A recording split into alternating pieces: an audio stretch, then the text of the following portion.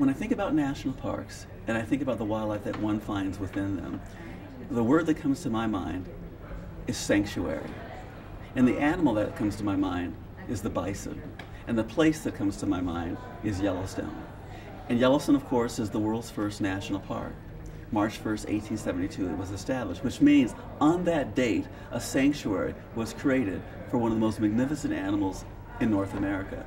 And had we not created that sanctuary, the bison would no longer exist in North America in that wild setting.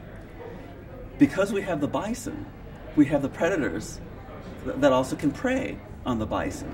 So there's so many other things that are connected with the presence of that animal, things that are obvious and things that are not so obvious.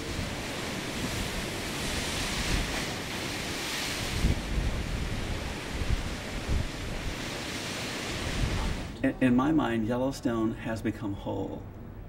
Yellowstone has been restored. It's not just wolves have been restored to Yellowstone.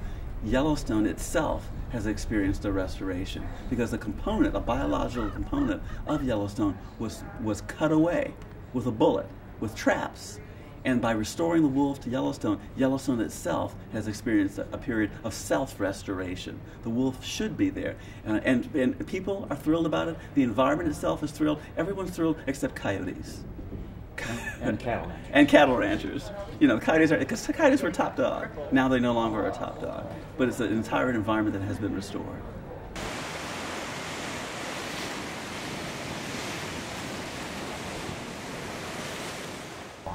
I think that the key to keeping animals wild in the wild is teaching the visitors who visit the parks and having them understand what wilderness actually is, what wilderness actually means.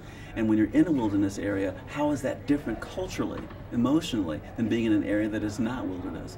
I think folks, if people understand the context, if they understand that wild animals actually evolve in a wilderness setting, I think they're more enabled to protect wilderness. You know, like we as human beings need a home to evolve and to become shaped by and shaped in, and animals are no different. So you can't have a wolf without a wild setting. And I usually kind of put it this way: if you're just wandering around in North America, you know, some folks have that tendency, John Muir, you just start walking. And if you're wandering around in North America and you look up and you suddenly find that you're in the presence of a grizzly bear, then look more deeply around you because you are also in wilderness. The same values and variables that in combination define wilderness are the very things that a bear needs, a grizzly bear needs, in order to survive and reproduce and prosper. So when you are in the presence of a grizzly bear, you are in the presence of wilderness. It is all around you at that point.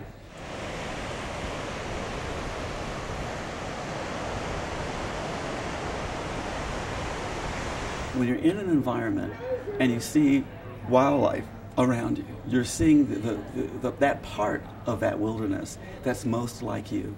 I mean, people tend to look, they tend not to look at an elk or a bison or a wolf or a trumpet or swan and see themselves reflected. But it is a community that's out there that is closer to us than insects, for example, or bacteria. You know, I mean, they're doing what we do. They breathe in oxygen, they breathe out carbon dioxide. You know, so they're cousins, is what I'm saying. Those are our cousins that are out there. And I think there's this kinship that is something that is so deep within us that sometimes I think for us now, we don't have a name for it.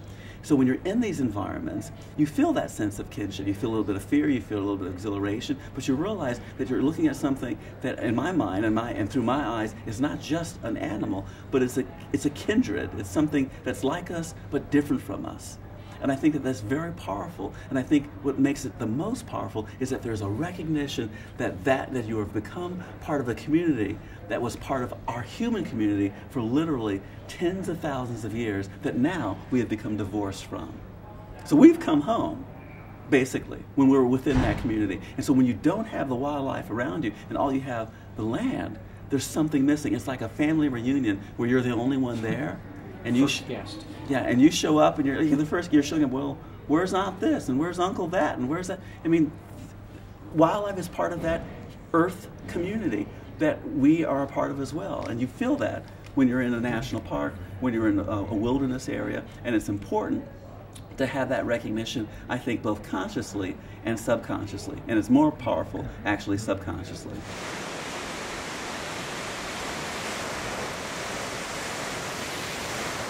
This is what I would say to a kid. I'd say, you know, you see a wolf for the first time, and there's a part of you that wants to pull away because you're going, that's no dog, that's something else. But there's a part of you that is being pulled closer because I think there is such a thing as ancestral memory. There's memory that's encoded in our DNA is memory to some degree. It's a biochemical memory. And so there's something encoded in us that when we see that wolf, we see that buffalo, it's pulling at us to get closer to it. And because we lived in a civilized way now, we live in cities and towns, we have become distant from the very thing that we lived in a cooperation with and in community with. And so I think that there's this draw, this irresistible pull to get closer to any wild animal that we see. We want to reach out with our hand and touch it, but we don't sometimes recognize that when you reach out toward that animal, you're actually invading something else's space, and just that effort of reaching out transforms and changes that space, makes it a negative. And the more you do that, the more that animal gets accustomed to you reaching out, and it actually changes its behavior as well. So we make that which we try to approach less wild in the act of approaching it.